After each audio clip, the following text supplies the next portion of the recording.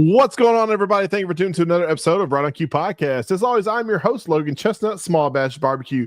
Joining me tonight, my barbecue brother, Mr. Matt Osmond Sr. from Bleaky's Offset Barbecue. What Yo.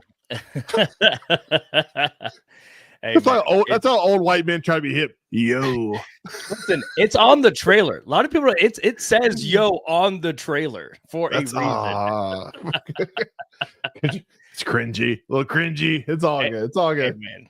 All good. At least you didn't say like no. At least you didn't say like no cap or something. Yeah, no. I'm going with timeless, classic, and for always. Yo will be there. Yo.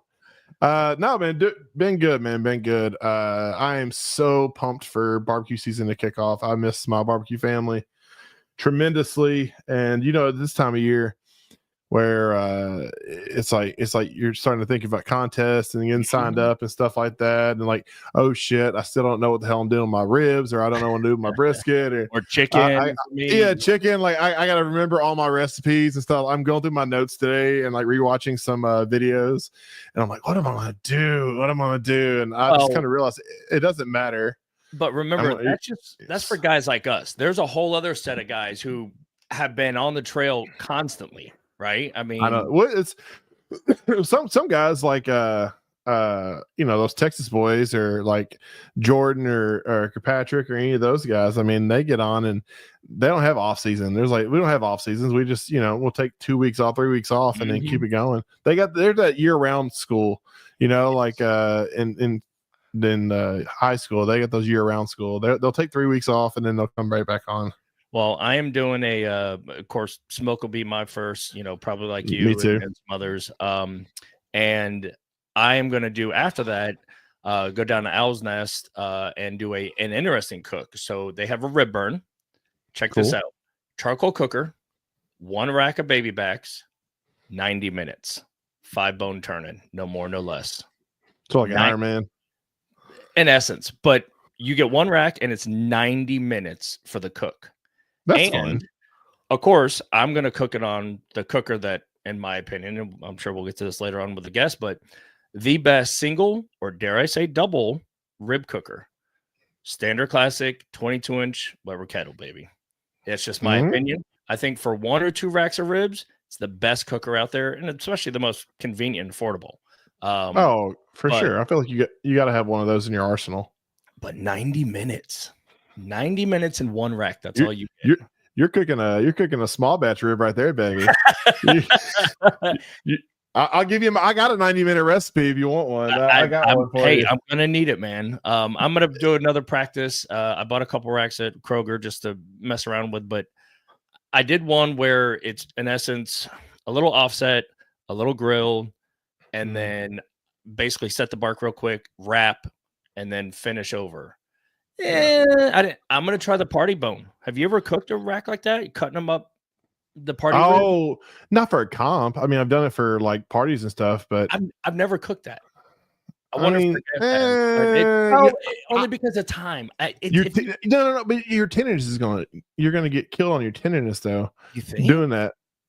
I would think so. I mean, we can ask our expert guest tonight what his opinion is, but personally, I would think.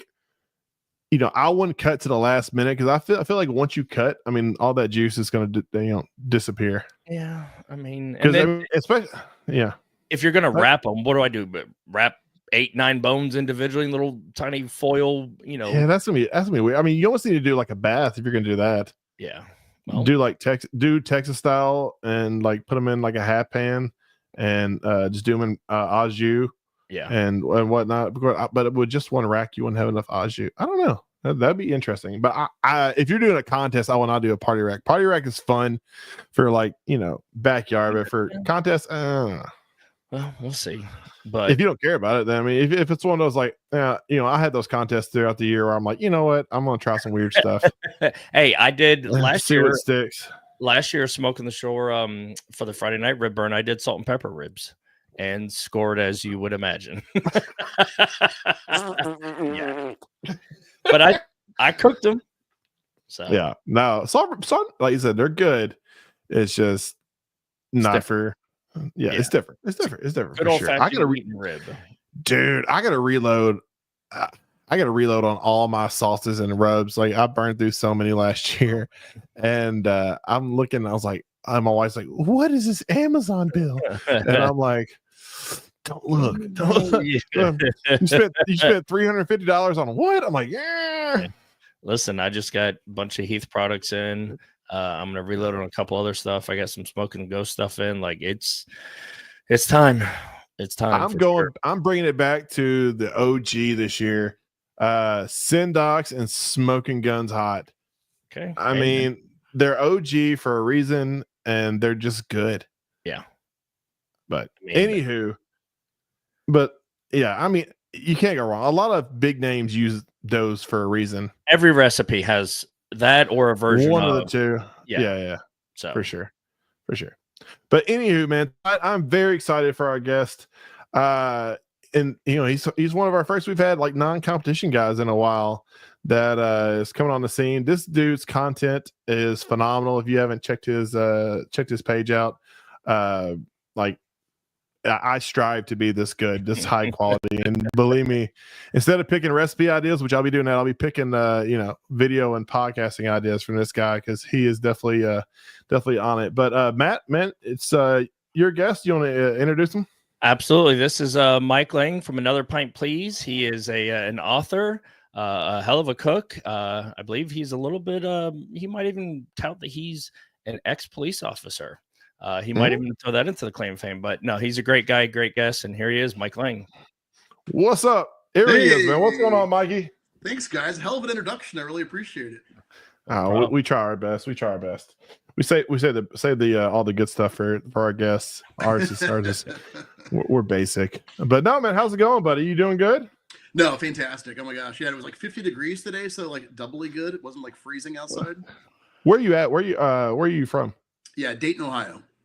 Oh, Ohio. Okay. He's one of those.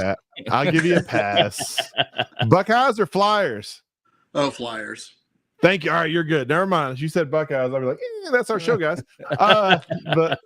But no, man, that's awesome, man. Ohio. We're me and Matt are both in the Nashville area, and it started out this morning. I left the house and I was like, oh man, it's freaking cold again. And then throughout the day, I'm like, all right, I can take the jacket off and let the fat boy fly. It might get 73 tomorrow. I know, dude. Yeah. I don't know what I'm gonna do. Like I don't know what to do with myself. But the next week it'll be.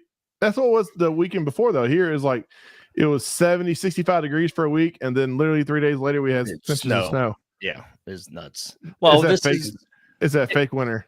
Well, or fake spring, yeah. Right? For spring, yeah. Absolutely. Mike, you mentioned the temperature. I follow you on socials. You are very consistent. We're going to let you introduce yourself in a second, but you're very consistent. You post a morning photo, and I've tried to mimic it. I am terribly inconsistent. Where did that come about? And for the audience, tell folks exactly because it's the simplest post, but they're gorgeous photos. Yeah, it's funny. Well, actually, it came about. I was living on my own at the time, and a way of my mother to make sure I was alive. Okay. Oh, check in. It was basically a check-in. Said, Mike, I'm here. I'm good. And so I just thought I really like to start the day on a creative, first step. Although the last week I've not held up to that whatsoever. But and I've always, I'm at least for work, especially when I was at work, I'm outside. I'm able to watch the sun come up. And I just like to capture something beautiful. So I would capture it and I would stamp it with the day and the temperature and kind of have a visual, representation of my first, visual of the day for an entire year. And I've been doing that now for, gosh, I don't know, probably 6 years, going on 7. Have you done every day? Yeah, I may have missed a few just for whatever reason here and there, but on the whole, actually, you know what? I missed one last week. I was like, did I post a morning story? Yeah. I was like, no. I go, oops. And that's the last one I've missed. I couldn't tell you when. So yeah, every day for years. So you do like the first thing you see in the morning, kind of like a Good Morning World. Yep. Once I'm outside, I'm grabbing it. When it's summertime, it's nice. Now that I'm retired, I ruck every morning. Now it's I kind of stick my head outside and see what things look like and run out and grab a picture outside again. That's awesome, man. Mine would be like my kid going, can I play my iPad? Hey, Dad, are you sleeping? Oh, no.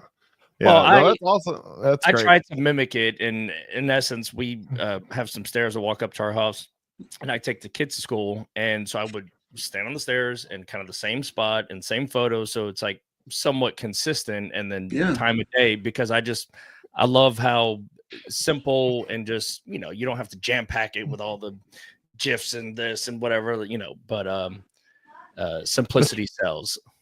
Yeah, That's no, thanks. cool. I appreciate it. Yeah, and it doesn't have to be nature; it could be anything like that. It's just kind of a cool way of marking the day. So, well, that's a good way. I mean, that lets people know you're more of a glass, half full kind of guy, because people like me or glass half empty don't do that stuff.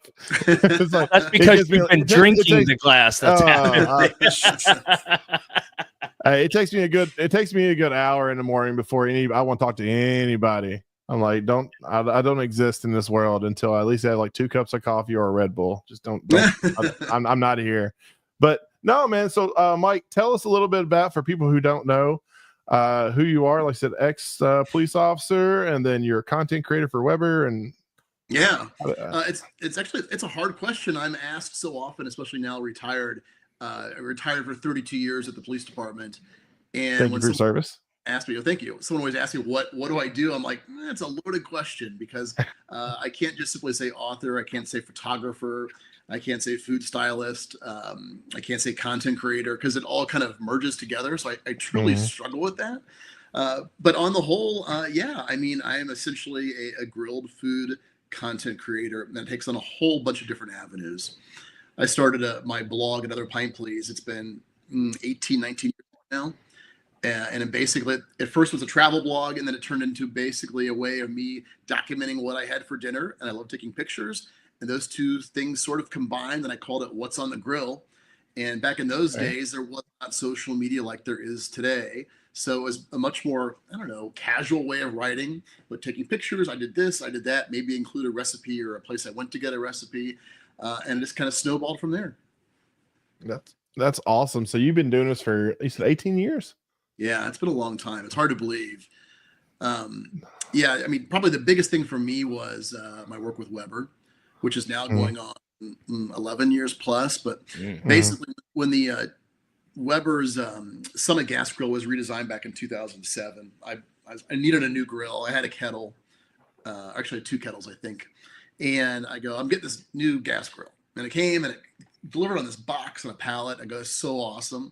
So I jumped up on it, got a picture taken laying on the box, and I posted about it and documented every bit of the assembly. Even if you go back to the virtual Weber bulletin board website forum, my account's changed since then, but I documented all that on there as well. Wow. And Weber ended up finding the photograph, their ad agency at the time out of Denver, and they bought it. And I was like, whoa, and you get paid for this kind of thing. Crazy. So, I mean, back in those days, it was pro bono. Yeah. Someone posted a picture, it was a big deal. There was never any kind of you're like, that's free use. Yeah. And I posted so many photos to Flickr, which now, oddly enough, is getting a little bit of a resurgence. Sharing. But forever, I would post pictures with basically it's a Creative Commons non-commercial license, which allowed anyone to use any of my photographs, as long as it wasn't for business use, and they gave attribution back to me. So I had a lot of people who still do. They just pictures pop up, and funny, a lot of them I truly hate, but people like it and use it. So I'm like, oh, that's great. Right. So tell me, like, have you always kind of been like a foodie or photographer? Like, has that always kind of been a passion project of yours? And it's kind of something that's kind of, evolved into, where you are today? Yeah, I've always been on the visual side. I've always been a visual person. When I was young, I would take my dad's old Bell & Howell 8mm film camera and make stop motion Star Wars movies in the sandbox. And I was probably, 8, 9, 10. I wish I could find those. I found other stupid things, but not that. And then growing up through, high school and stuff, my buddies, it's kind of like the movie Super 8, J.J. Abrams. That movie struck some sort of crazy bell with me. They were on a much higher level, but I was the nerd with the camcorder. We grew up outside of Washington, D.C. in Northern Virginia, and we would make videos for school projects. And back in those days, it was we had a camcorder, over the shoulder. And then the bazooka. I patched 2 VCRs and a Radio Shack audio mixer, and I had a Commodore Amiga to do some sort of graphics. And it was the most jankiest editing. You get all the screen roll and everything. But we went to Mount Vernon and to film a video, and literally the battery I had was a car battery on a luggage rack bungeed on to power this video camera.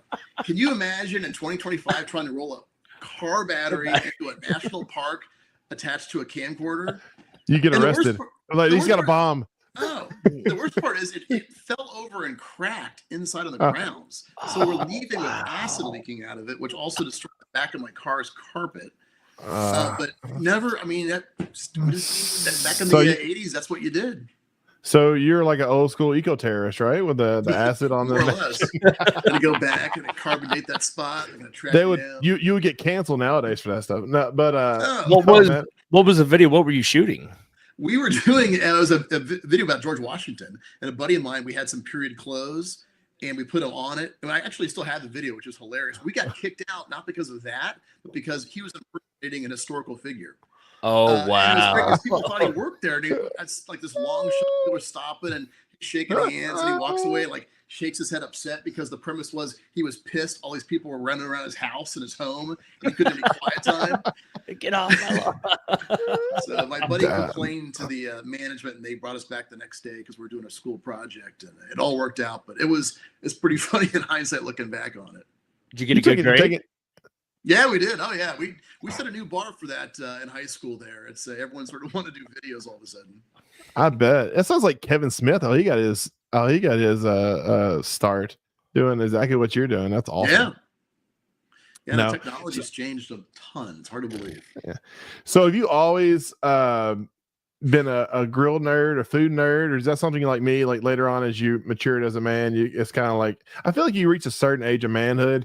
It's like you got to pick one thing. You got to golf or you got to cook, and and that's kind of where you verge. And I suck at golf, so I kind of have leaned more towards the barbecue grilling side of it. But is that kind of how you have you always been like a fan of the barbecue meats? Yeah, I've always been a fan of cooking, I think, and barbecue came once I was an adult. But, I mean, I remember giving a class lesson for a speech class on how to make an omelet, and I brought my dad's electric omelet pan to class and made everybody omelets. So like, apparently I like to cook all this time. Okay. But certainly it wasn't until I got my first kettle. I think I was, 22 probably. So that's probably 30-something years ago. Yeah. And that's where it kind of opened up a whole new world for me. That's awesome. So have you always I mean, when people start off, I feel like I tell everybody like the Weber kettle is like the gateway drug of barbecuing. You know, it's very accessible. It's the price point's where it needs to be at. It's well made, and it kind of usually from there it expands into all the other deep seated avenues of barbecue. Is that kind of how it has been? You've always been kind of fascinated with the Weber kettle. Oh yeah, I mean, truly, I think number one, it is affordable, and you can really do anything on it. One of the first things I learned to do was cook a whole chicken. I'm like, I've never cooked a whole chicken. Now my first ones, I remember thinking, like, looking at it, going, "Is this actually done?" Because I didn't really learn about a thermometer until a few years later. But nonetheless, your early 20s, you're cranking out whole birds and stuff. I mean, that's pretty cool, and certainly it is a gateway drug. Then you're like, well, what else can I do? And that quickly segues into barbecue and low and slow cooks. Yeah. Did you kind of like go? I mean, back starting 18 years ago or something like that. Did you kind of like look at online? Did you do like we did, like try to ingest as much research as you can, or you kind of like trial by fire when it comes to your barbecue journey? A little bit of both. I would do a lot of stuff on the forums and share cooks and everything, and read and talk to people. And then of course that slowly changed to online, social media stuff. I think part of my problem has always been, which is an interesting question, I get concerned about watching other people too much from a creative standpoint, that I would then take someone's idea and not be able to properly attribute it back to where I saw it. Everything we do is basically a repeat of something that's been done before. Yeah. But I'm always so cautious of someone's creative work and their image. I don't want to be unduly influenced and not be able to say, well, this is where I saw that. So it's kind of sad because I think sometimes I kind of turn a blind eye, but on purpose, to what someone else might be doing, because I don't want to kind of like make it like it was my idea, because it wasn't my idea. I think it's kind of a hard edge to walk sometimes. Right. I mean, at this point in history, I mean, we're like you said, everything that's been done that possibly can be done, unless you invent something new, which is very rare. But I mean, we're all just regurgitating what's what we've seen in the past. To me, does that mean that we are these days like way more impressed when there is something new, a different edit cut, process that you're just kind of like, you watch the content, you're like, whoa, or is that just a new form of creative that has almost always been there, but somebody just pieced it together, building off of something else? Like, what do you?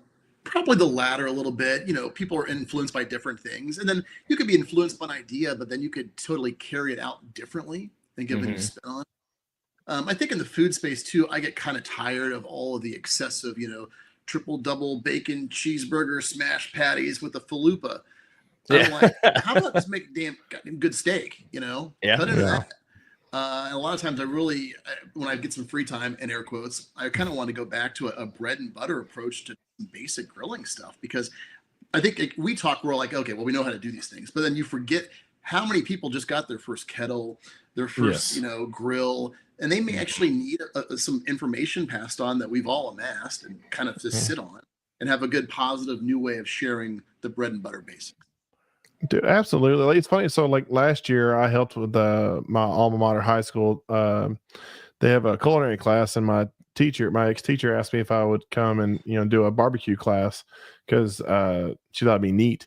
And these high school kids, they're 17, 18, the seniors, and I just assume being around the people we are, that everybody knows how to smoke some ribs or how to trim ribs and stuff like that. And then when I'm over here doing it and like having them actually cut and stuff, there's like, wow, what do I do this? Or like, well, what rub is that? And it's just basic stuff that the average Joe don't know. So I mean, you're absolutely right. For us it's old news, but there's every day there's people that was like us when we were younger, that's constantly discovering the beautiful art of grilled meats and live fire cooking and stuff like that. So I mean, they need, now there's an abundance of knowledge that the learning gap is minimal compared to what we went through. It kind of how many pieces of Boston butts that I cooked medium rare until I figured out how to do it. But no, it's great for people like you and other bloggers or vloggers to kind of give people a educational base to kind of start their barbecue journey, because it's fun. It's like learning guitar. Once you learn that first song, I mean, you feel like, I'm a rock star. And when you learn, watch one of your videos and you learn that first, how to, grill this or how to grill that, you're like, all right, man, I know some stuff. Yeah. No, it's so true. So true. Speaking of, you got a recipe for 90-minute ribs over charcoal? Because I haven't seen all of yours. But what is your opinion on that? Do you think like party ribs will dry out? It's funny. I just made party ribs last week. One of the recipes for this new book I've got going on. And they're actually, they were pretty good. I think party ribs would work. I mean, dry out, but I think because you've got sauce over so much more of the meat and everything, it's going to give it a boost that it might not otherwise get. That's 90 minutes is pretty fast, because party ribs, I think, take for me at least like 3 hours usually. Really? Cutting them all the way down and still did you wrap, or you just left them on? Yeah, smoked them and then put them in a pan and sauced them all up. And then let that go. And it almost it's like doing 3-2-1 ribs. I always kind of like, God, if they wrap too long, I think you lose something with it. They just need I don't know, that liquid. But I mean, you should give it a shot and see what happens. Oh, I was thinking what's the Vortex like round grate in the kettle. And again, I'm going to at least cook one rack or two practice, but cut them up around that rather than an indirect on the kettle and then move them closer and play with it. That way they're kind of all the way there. And if anything, because that grate insert does have the centerpiece there, I could slide the coals over and then do more of a indirect on the kettle. Again, this is against 14 people. It's 90 minutes. 5 spots pay. It's gonna be a quick cook. Are you doing a kettle or a WSM? I'm doing a kettle, man. For one rack of like, could you do it? Can you do a vortex? Is there enough gray space for a vortex insert? I don't know. Anyways, on a kettle. Can you do a vortex? The kettle, yes. Yeah. I know you can't on WSM, but I don't know. That's a interesting question. What has been like working, like how did your relationship with Weber kind of come about? Yeah, it's funny. After they had bought that picture, kind of was like a slow awareness of what I was doing, and Slow then burn. yeah, pretty much. I'm of course unaware of it. They reached out then, an ad agency. They did it was a testimonial commercial campaign called the Weber Experience. They went around the country and interviewed different people that had a love for the brand and liked to grill. And they reached out to me, one if I wanted to be a part of it. And I go, yeah, sounds like fun. I figured it'd be like, two guys like, or me at the camera would come by and talk about it at the house. Not really. It was an entire commercial, video production crew of 20, Wow. 20. In fact, one of the directors on it was Bruce Summers. Bruce, if you may not know, is the son of Suzanne Summers. So we became friends from that, and some other work I did for Weber with them. But yeah, they showed up at the house like an occupying army. It was my first experience with production. I was like, oh wow, this is much more than I thought. There's an RV in the driveway and cars everywhere, and the neighbors would be pissed. And it was colder than it was March. It was freezing outside. Oh man! But it was a pretty amazing experience. The video's still online.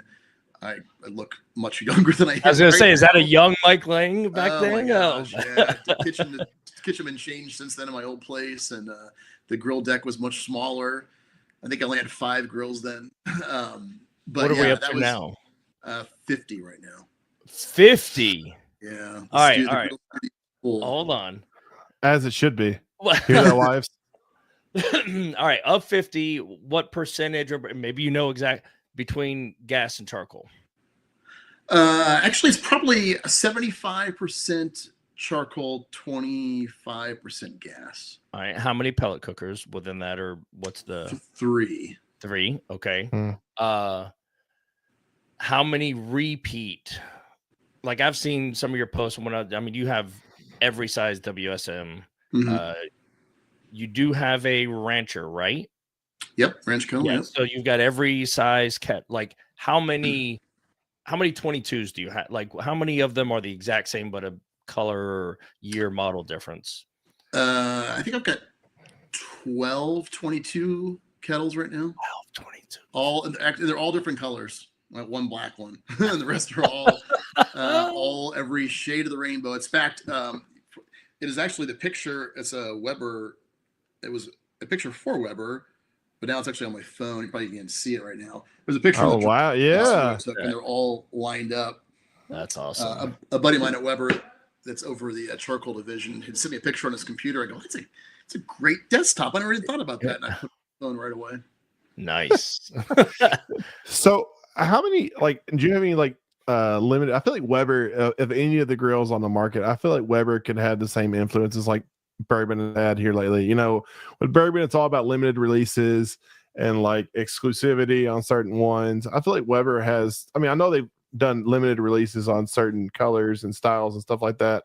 I feel like Weber is like the OG grill, so they could come out with like a super limited release of people like, I gotta have that grill. Mm-hmm. Which ones has been like kind of your favorite variations or color combinations or something like that you've seen that most people haven't? Yeah, I love the ivory 22-inch. It's just like it's clean as snow. I really didn't want to light it, but I needed to use it for a project. It's killing me. I lit that one, and also there's a green that was one of the 75th. Is it 70th or 75th anniversary kettles? Yeah. Which I like a lot too. Those are the cool ones. And funny enough, the matte ones, the burnt orange matte one, I love. And it's for a goofy reason. It's because it doesn't show reflection. It's so hard a lot of times to film or photograph a kettle. I said that'd be good for you. Yeah. Yeah, well, especially being involved in Weber's productions through the years through photo shoots and commercials and stuff. If a production company is not prepared for how reflective those surfaces are, a huge amount of time is spent trying to block out people and stuff from showing up with the reflections of the kettle. It's quite a challenge. Yeah, is working with anybody's seen your content. It's very high quality, very top level content. As working with Weber and seeing, because they have a full production, they're very professional and very high end as well. As working with them kind of giving you a glimpse of kind of cheat sheet on how to create that higher quality content, or have they kind of told you what they expect? Because now, people who do like food blogs and stuff, some of these qualities is as good as you'd see on Food Network, So Yeah, it's like yeah. you set the limit so high, and he has like us who run on shoestring budget. But talk about kind of that, how the food blogging evolution has come. It really has increased dramatically. I mean, initially, like Weber, like a lot of companies, they had, one person doing social media. That wasn't even their job. And even on a production side of things, it ramped up, especially in the last, I would say, probably 6, 7 years. But every time I've been involved in a production, whether it be stuff for Weber, I've been doing food styling for Ace Hardware. There are commercials involving grills for the last year and a half. So especially if you're on direct TV and you see, they walk into the Ace, they take home a Weber, a Big Green Egg, a Traeger.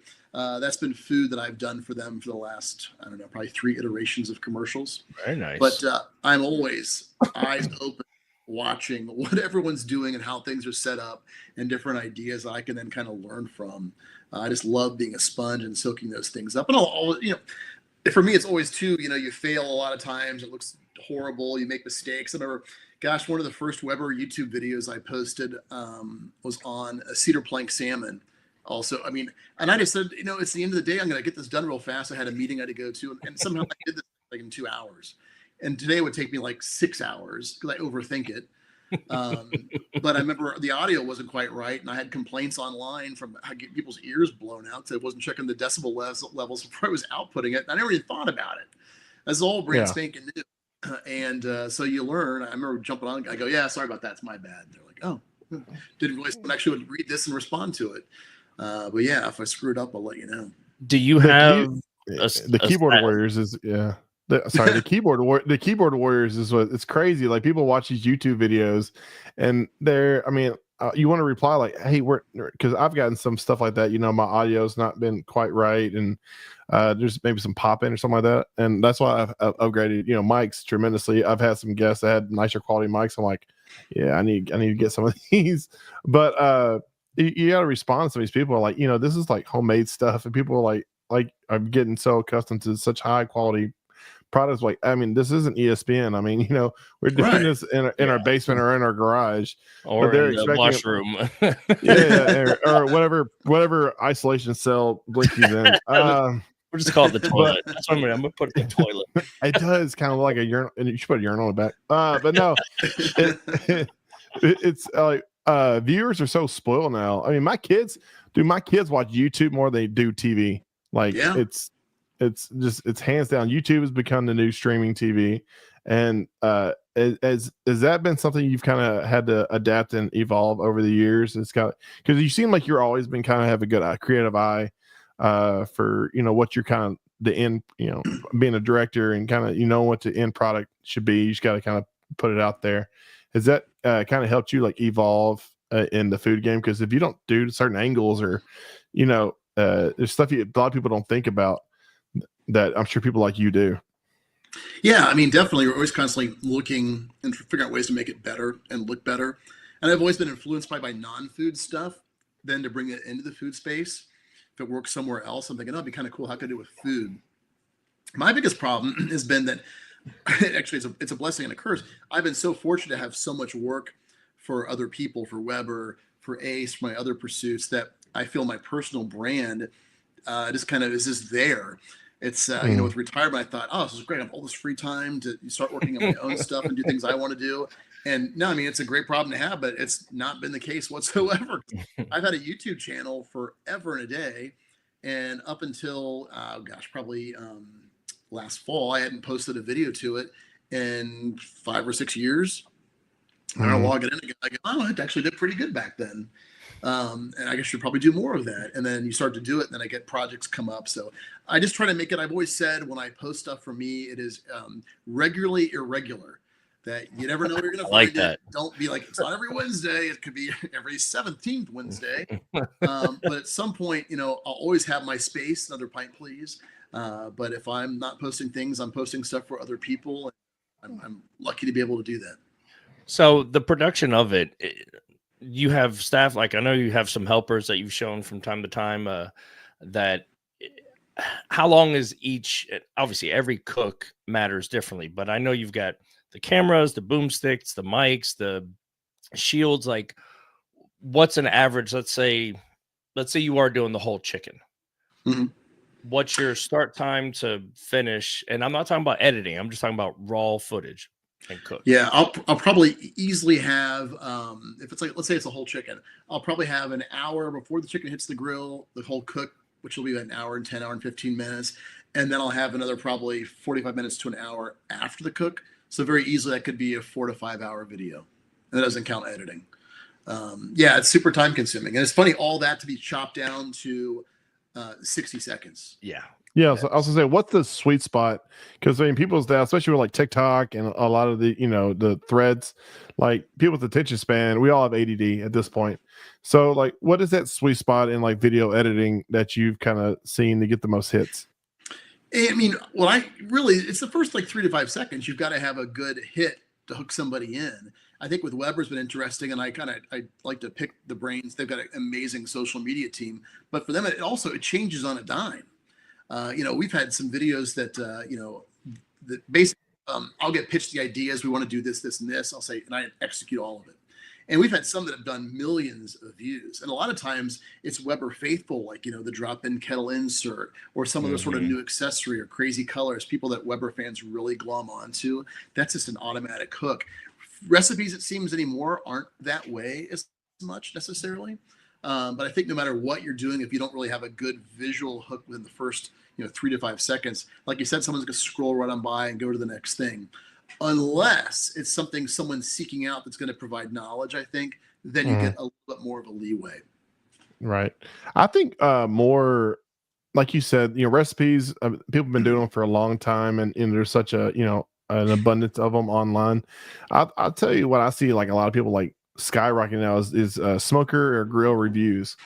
Like that is something that I feel like it's like you said, people are educational based, and they're kind of like kicking, like, before I buy anything now, the first thing I do is I'm going on YouTube and seeing if there's any reviews or anything online about your review of the item. So any new Weber kettle comes out or something like that, or if any new attachments, that's another big thing. I've seen some people do some crazy stuff, like turn a Weber kettle into a Santa Maria style grill and do some stuff like that. Like I feel like those are really like a wow factor.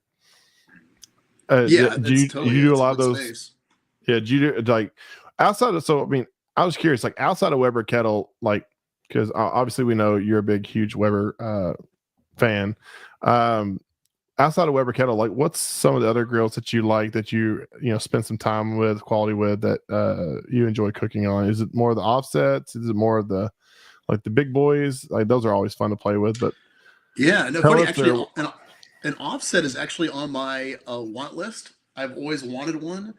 It's been kind of burning at me the last couple of years. I've not had a chance to do it yet, but and I know it's a lot of work, but I really would like to actually learn that process and be dedicated to it. I did work for Sapphire, which was a Kamado grill company back right 8 or 9 years ago. I do have a big green egg squirreled away in the studio, which usually wrapped up and never really comes rolling out. But I enjoy using those as well. But I mean, really, when it comes down to it, to me, it's just, I like charcoal.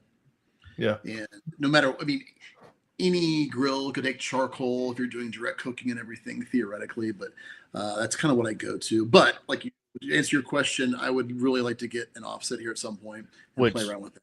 There's only one offset that you should get. Which is what? You're going to start fights on here. It's a Lang. Oh, yeah. I mean, I'm just. Right. What was I thinking? I'm just saying. That's fair. That's fair. But no, you ever messed around any like live fire cooking, like Santa Maria style or anything like that before? No, I mean the closest I've done to that really is probably for the WSM. For a while, Weber had the hanging like smoking rack thing, which is not really the same thing, but sort of something like that. Because you could definitely make it open fire and not actually have to put the lid on and smoke with it. But sure. No, I haven't. For me, it's just time. There's a lot of things I wish I had time to kind of play around with, but it's trying to fit something in. Do you see and follow, like, of open fire cooking, the Alfragonis and other folks? Yeah. Like, have you seen that trend come from, gas, charcoal, pellets, etc., into that? And Yes, it's a time because it is a completely different style, like 100% different cooking. You would think you want your fire here, but you actually want it over there. And is Weber coming out with anything like that? I do not know. That's my official answer.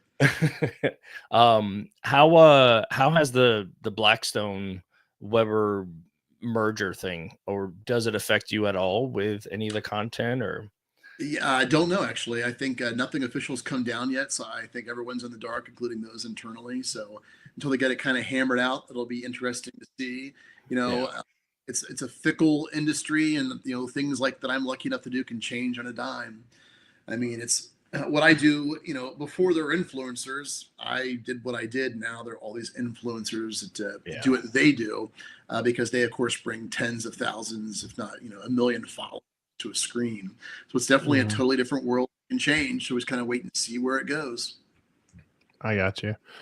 Of all your videos and stuff you cook, what is one thing that you like love cooking? It doesn't get old, and what's one if you never cook another one, you'll be fine. I know I never get tired of cooking a steak. Never, ever. I don't care what grill it's on. It's always visually exciting. I just grilled some the other night. I'm just like, just something about it. It's fast, easy, satisfying.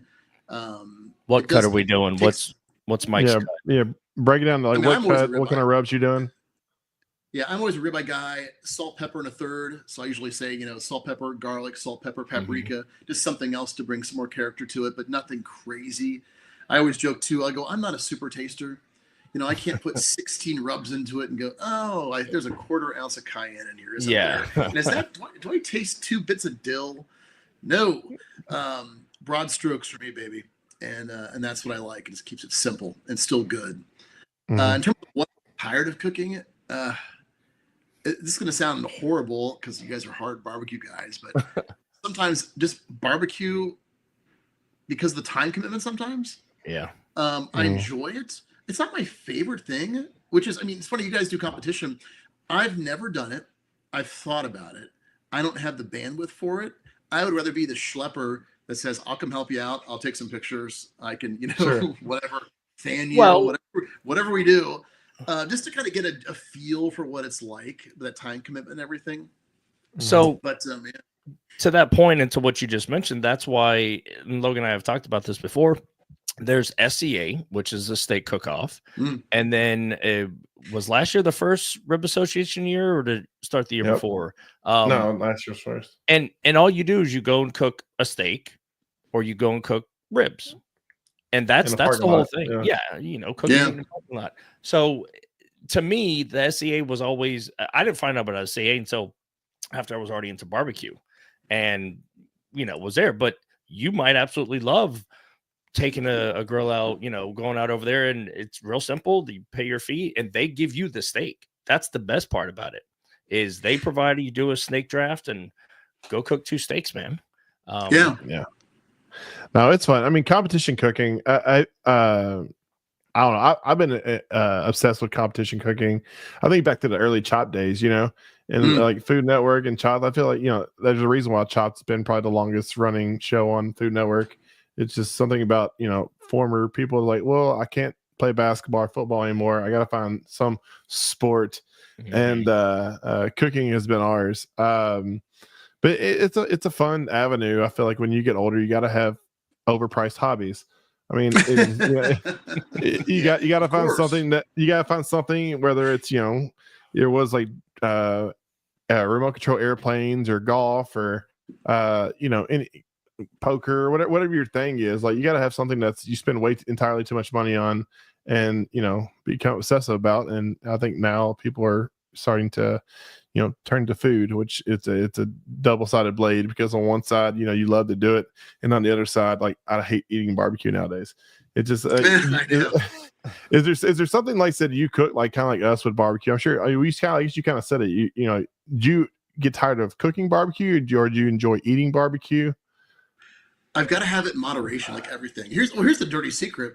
I could cook meals all day, and there's all this food, and I'm like, we're going out to dinner. I go, I don't want to eat any of it. I'm just so tired of it. I go, I can go out and have someone bring me food. it's all great. I'll eat it. But I'm just like, God damn, I just want something I different. can't. So that's one thing I wanted to bring up. So what is like your filming? Because you do a lot of stuff for content creation for different companies. What is your like day looking like? Like say, like do you knock out multiple cooks in one day? Like what's your average like cook day? It Like totally your film depends. session? Yeah, the hardest thing I have to do is like, let's say like Weber has a new grill comes out and we want to showcase 4 or 5 different meals on that. So that may be a 60 to 90-second video that's got like 6 cooks, which could be everything from something slow to some direct, steaks, could be chicken. I could drop in the griddle insert and do a bunch of different stuff. So that's very easily like 2 days of content, not only because of volume, but because the time some of those cooks might take, light, and everything else I've got to be, concerned with. Are you So writing out your narrative? Like, because you do a voiceover explaining, like, do you write out what you're, I mean, obviously you have to cook it, but, or do you watch your video and then figure out what you want and then to do the voiceover for editing? Right. I've got an outline of what I need to get across. And then from that, I'm very visual. I don't even really storyboard it. And I kind of know what I've got to hit just from doing it. And then once that's all done, I'll put it into the edit. And then once I've got the edit just about there, I'll apply the voiceover to it just to make sure like my timing's right and everything. I'm not rushing, I'm not trying to fit things in. And I can still play with the edits a little bit in case something is long. As the saying goes, say and show. That way those things happen together, not when something passes you by and I'm flipping a steak and now I'm closing a lid. But yeah, so usually the voiceover is the second to last thing that I'm doing. So let me ask you, as far as someone who does, I guess you call us content creators, not really, but we do the show. But like, what is kind of your setup, if you don't mind me asking? Like, what cameras and like kind of stuff do you use or recommend? Because I mean, like I said, your stuff is like very high quality stuff. So what are you working with? Yeah, I work in the Canon ecosystem, so I use a Canon R5 for video and for stills, and a Canon 5D Mark IV. I only use that for stills predominantly, and then I may use some pickup shots or weird angles with my iPhone and shoot that in Apple RAW, and then work that into the Canon Flow, so everything kind of looks the same. Yeah, I capture audio on Rode wireless mics or a Zoom external recorder. Got some Rode mics that I use for audio. Audio is a big thing too. I mean, really capturing good audio. I mean, I listen to it and hear it when I do certain things and create video. The audio is there, and I like it to be seamless. So you don't really think about it. They just say, "Oh, that is something sizzling," or "I heard a knob click," or "This happened." I think it adds a lot of depth to a video. But yeah, those are probably the big things that I do. I put a lot more work probably into filming those things that I need to, and even like the workflow part in terms of editing. But I like that stuff, so I do it. You could also very easily use your phone these days, and people use their phones all the time and create amazing content and everything. But I just like a more of a cinematic look of sorts to what I do, and that's what I try to get across and hope that it comes across. It's a constant battle of learning, but it's. I've seen that a lot. Like I follow some bigger YouTubers. Like I follow this financial guy called Caleb Hammer, and every once in a while, I love whenever I see different angles and I can kind of see that with gear. You get those like kind of behind the scenes shots because there's anybody's got multiple. Like how many cameras you got? Like a few cameras set up on different angles and stuff like that when you do your it's stuff. Funny. You know what? I use one camera because I cannot stand having to balance colors from different cameras. If it was the same camera, be fine. But I'm like, that's just more work. I know it's ridiculous. I could do multiple cameras, it'd probably be easier from a multicam standpoint. But I know, like, if I'm going to do a motion, okay, I'm going to stop. I'm going to then go in tighter and then finish that motion just so I can work off of one camera. Because it just, for me, in the back end, it just makes it easier. But yeah. Dude, that would be a fantastic video that you should do, is kind of the behind the scenes of like photo editing, like how you set up shots and like what ideas did you do, because that's something like I personally doing this kind of stuff, and down the road I'd love to kind of do more stuff like you do, content creation, food cooks and stuff like that. You've done a time lapse or two, right? Because you've got a cart that most of your equipment is on, if I'm not mistaken, and you kind of wheel it out.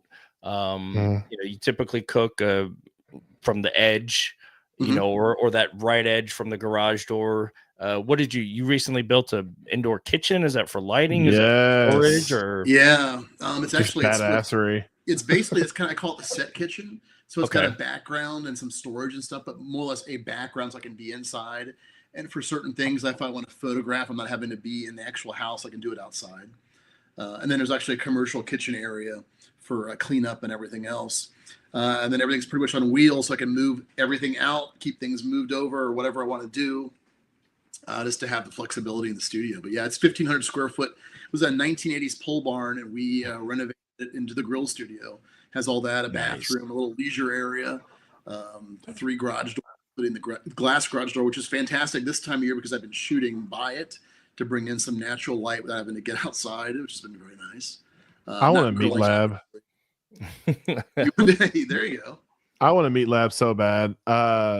When my wife, that's whenever I talk to her, like you have 50 grills. I want to make her watch this video and just at least that clip and be like, honey, I'm not bad. Because she's like, why do you have so many different grills? I'm like, they're all my babies.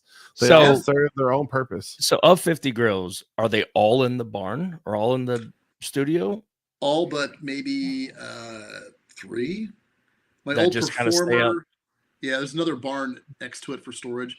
My old Performer, the frame broke apart. I refused to part with it.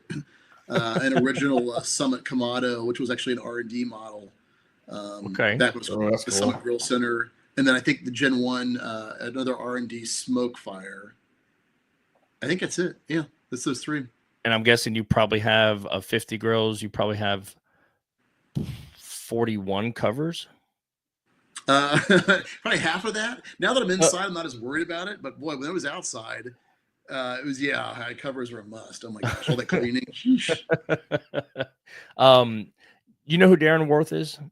Iowa Smoky D's. You ever heard that? He's got a giant barbecue restaurant. We call him the GOAT for competition barbecue.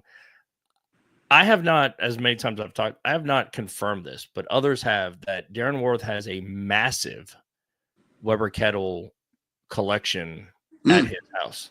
Like anytime a new one or something, he buys it and he's got umpteen of it. Oh wow, that's amazing. I have 2. I have a black one and I have a 1976 Red Dragon, where it has the 3 pinwheels on the bottom rather than the one center one. Bought it for $5 off of Marketplace. Oh my gosh, $5. That is lucky. So did you like the kettle or do you do a lot of content with the WSM and stuff like that? And tell the people kind of like the different cooking ideology behind those 2. Between the kettle and the WSM? Yeah. Yeah, I mean the WSM is predominantly for low and slow cooking, but not always low and slow either. You can cook hot and fast chickens or hot and fast pork if you wanted to. It's nice because the capacity is on it. You can do basically double the grate of a 22-inch kettle, and you can go indirect with that for whatever it is you happen to be wanting to make. So it's got a lot of flexibility, and I think we forget sometimes too. It's not always just barbecue. You can do other things besides that. Take the water pan out, cook directly. Don't put anything in the water pan. It's cool. It's easy. It comes apart obviously, but that makes it so much easier to move, clean, get around. Yeah. The biggest, my head is often in the sand apparently. The tip from Baby Back Maniac about storing the WSM and basically inverting the center section. That way the lid goes over. I don't know how I've missed that through all these years. I know, because nothing. It's sad when I see guys say, I don't use that anymore because it gets all moldy and collects water. And then you learn this, it's like, that problem is gone, even with the cover. So yeah. Well, or if you just use it often, it won't get moldy. I mean, I feel like, didn't Harry Sue do that? I think I've seen Harry Sue some of his videos, and he used to do what you're talking about with the lid. I know he's a big Weber guy himself. Yeah. Harry's a great guy. Because it's not just Weber like you mentioned, but now retired.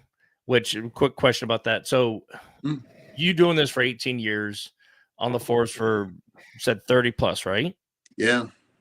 How many times, because I'm sure some of your, officers or other like people in your workspace had to have known, right? Like they had to find this out. So were you bestowed upon at the cookout or this, or, hey, Mike, I need that? Or were they separation of church and state? Well, it's funny. It was very much separation of church and state for a long time. And it was even weirder because I held public office for 12 years in my local community. And at some point, the streams crossed, and I did some local TV stuff, and people were like, "What?" And then you do this. I mean, it totally just mind messed with people because they didn't understand all these different things that I did, and then the grilling part of it, and then people will follow in my grilling part of it. So it was not uncommon. I would be out on a scene somewhere, and somebody would drive by, and I'd hear, "Hey, great grilled bananas." I was like, "Yeah, thanks, appreciate that. Keep on moving." Yeah, so eventually now it's kind of known. Still, it's a head scratcher for some people that didn't know about it, but it's out there, and it's kind of funny where I hear about it, and people are like, "Oh yeah," and the penny drops, as the saying goes. Okay, good deal, man. Good deal. So what is going back to kind of like the recipes and stuff? What is one recipe that you're kind of people are surprised to know that? Oh, you mean you can do that on a grill? Like what is like one you've been your most popular like aha kind of videos? It's not just standard like here's a steak, here's a chicken, here's this. Golly, that's a great question. I'm trying to think. I think anytime you bake something on the grill, it's kind of like, I could make a pie, or especially when you talk about putting a pizza stone on there. I mean, you can bake cookies on a grill. You could bake a cake on a grill. Anything like that, I think is kind of off the beaten path. Because essentially, and I always say, take it outside. If you do it inside, you can do it outside. And there's also a mental health aspect to that. Been saying that for years. Outside. Yeah, get outside. I mean, I get it. If it's cold outside, you may not want to be there forever, but make a little warm spot. Watch some YouTube survivalist videos and incorporate that into your backyard grilling arsenal. And Bob's your uncle. Right. Amen. Well, good deal, man. Matt, I think it's time for our lightning round. Lightning round, brought to you by Brothers Q Barbecue Supply. For all your barbecue needs, make sure you check them out for your barbecue stuff coming up this season. Mike, this is the time of the show where we ask you a series of questions, nothing too serious, kind of some one-hitters. Just don't think about too much and let it rip. You ready?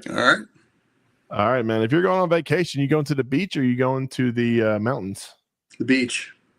All right, man. If you had a meat Rushmore, who would be on your meat Rushmore? Like your grilling, or who's your greatest influences?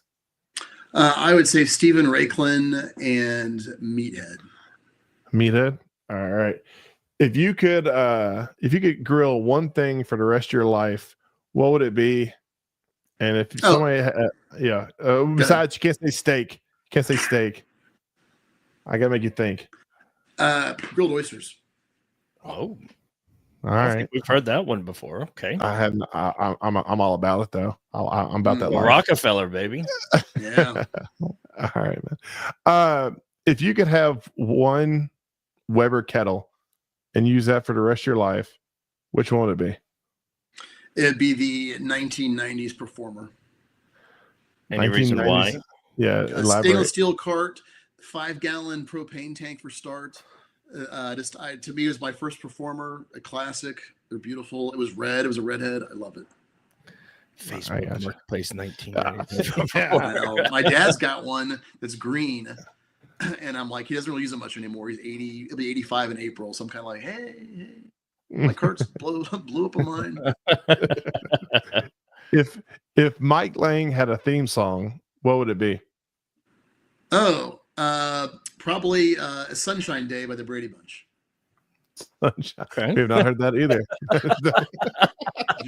You're like, why are we asking Mike these questions? No, this is why we do. That's exactly why. That's 100% why. That's awesome. All right. Sorry, I'm usually better at this. No, I got you. All right. One thing on your production site, what's one item that you cannot live without in your production site, and you cannot say your Weber kettle? A timer. Gotta have a timer. I gotta have a timer. Yeah, for whatever I'm doing. Because if I miss a mark, I'm screwed. Like, do you do like on your phone, or like I see with like old school an old egg beater. I try and do a video about some different tech that I use. I just need time to do it. I've got a great timer app, for iOS on iPad and iPhone. Multiple timers, name them. Oh, it's great. But also, I keep a time stick trio in my back pocket all of the time, just so if I get pulled away from something, I know I got something that's going on. I got to get back to it, and it's safe. No pun. And you're wanting that mainly because of where, and you've been doing this for a while, but like where the crispiness or the shot's going to be during the cook of it, or just to keep you more focused with filming and lighting and things like that. Yeah, all of that. Because I've gotten very good in not having to over purchase food for stuff by hitting my marks. And if I stop hitting my marks, I got to buy more stuff and redo things. And when time is a commodity, I really don't want to do that. So the timer keeps me on track. Okay. I got you. All right. Last question. If you could improve upon one thing about the Weber kettle over your years of use, what is one thing, if you had, the R&D at your beck and call, what is one thing that you would do to make it better overall? It's funny, whenever I'm asked questions about products, how to make them better, I always struggle with that. It's the weirdest question, including by, I was asked by Mike Kempster, who was the Weber #2 employee when I first came with Weber. He wanted to know how to make things better, and product managers I've met many times have asked me that. I'm always like kind of stopped flat-footed. I'm like, I kind of use it how it's supposed to be used. There are very few pinch points where I'm like, oh, that's a problem. But to answer your question, it sounds stupid. It would be an easier way to wheel it around. Yeah. It's the dumbest thing, and it's a mic problem. I get it. I'm moving grills all the time, and I judge them on how well they move. In a kettle, we do too. Uneven surfaces. I'm like, man, either 3 wheels or better. And I get it, like buy a Performer or whatever. But moving grills to me is a big deal. Or maybe do they make one that has like a clasp or an aftermarket? Because I mean, not that it's that crazy of a thing, but I have knocked my lid off, and you can see the dings and dents on it 100 times. I love that the handle goes down and the latch underneath, which is probably oddly sad. That I think that's one of the best kept secrets is people don't know there's a latch underneath. Oh yeah. On the original kettle, yeah. All right, man. Well, Mike, thank you so much for coming on the show, man. I really appreciate it. This is the time of show where I give you kind of the spotlight to kind of shout out, let people know where they can find you, people know what you have coming up. I know you mentioned you have a cookbook coming up. Any release date you have in mind, or still in the works, or? Yeah, no, it's actually due out in November. I was hired to write a cookbook and photograph 65 recipes, which for the topic will remain hidden at this time. It's pretty cool. It's a lot of work. I'm on day 2 of a 10-day photo shoot here at the studio, which has been a lot, but it's a cool team. I'm looking forward to seeing it come together. And because of the topic of the book, there's actually a co-writer for some of the color commentary, which is an area I don't have a lot of experience in, which once it's all known, it'll make it much more obvious. But yeah. Please be Snoop Dogg and cannabis infused. That would be awesome. As an ex-officer, yeah. I've really crossed over. It's gone to the dark side. No, sorry. When you said that, else the first thing that came to my mind, I was thinking Snoop Dogg voiceover for Animal Planet. I'm like, that would be awesome. Oh, that's great. I wish. If anybody could do it and everybody be okay with it, Snoop would be the one. He would be the one. He transcends, that's for sure. Yeah. But no, man, Mike, thank you so much for coming on, man. It's been a pleasure. And you've heard. I want to clip this and show my wife that 50 grills is okay to have. Yeah, tell her you need it. I do 100%. I don't want it. I need it. I need it in my life. But man, thank you so much for coming on. I truly appreciate it, buddy. Thanks, sir. No, thanks, guys. I had a blast. I really appreciate it. Cheers, guys. All right, see you, buddy. Cheers. Woo! All right, man. Another one in the books. The man, the myth, the legend. Absolutely. I know, dude. He killed it. He makes you want to go out and buy a Weber. I don't think I have a kettle in my arsenal. The windstorms that came up a couple of years ago. I mean, I had some casualties. So and Weber's not the heaviest one. All the other fat girls I got, they laugh at wind. But Weber, the kettle's not so much. Man, listen, but no, man. $50 on Marketplace. They're unfortunately a dime a dozen, but just they're out there. No, I'm definitely going to add one to my arsenal. That's for sure. But Mike's a super cool guy, man. He's great. I've talked to him, on barbecuedating.com, which is Instagram, as I call it. Did you say barbecue dating.com? Dating? Yeah, Instagram. Okay. All right, cool. Well, hey, earlier in the show, you said, I wanted to hang out with the big boys or that whatever. No, that guy, he's awesome, man. He's got a great story. And as we touched on many times, his attention to detail, the quality of his content is pretty much second to none, in my opinion. Phenomenal. But all right, man. Well, that's our show, guys. Thank you so much. If you haven't yet, make sure you like, follow, subscribe on how you're consuming this podcast. We truly appreciate it. And without you guys, I mean, we still be here doing it, but it's a lot cooler when you watch us. So as always, when it comes to barbecue, make sure you're always right on cue. See you guys. That's all, folks.